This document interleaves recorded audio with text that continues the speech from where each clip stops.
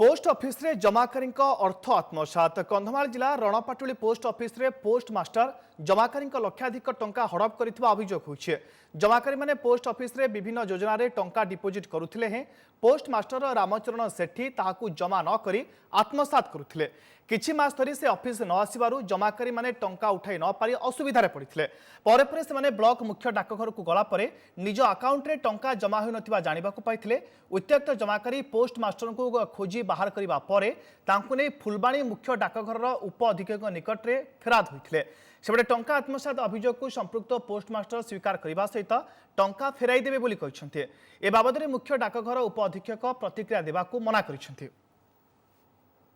3 मास होला आसु नहीं पैसा उठाऊ बोला बोले पैसा अच्छी बोला बोल को पैसा नाई न आमे केते कष्ट रे पैसा बांधी लगी थिलु साग बिकी मौल भी पैसा जाको मास्टर देखा देउ नहीं कि नहीं। मो झियर गोटे सुकन्या बही मु कर देइथिली सेटा आज पर्यंत 3 वर्ष ला मु डिपोजिट करी आछि। आज को प्राय 30,000 ना मु बांधिलेनी किंतु काली मु जाई कि पोस्ट ऑफिस रे माने खजरीपुरा एसओ पोस्ट ऑफिस रे चेक करियारु खाता रे 1000 टंका आइका अछि। अनुमानिक 40-50 लाख टंका रु अधिक हेरफेर करछि बोली आमे अनुमान करछु पोस्ट मास्टर। से सब पैसा मु फ्रॉड कर देछि।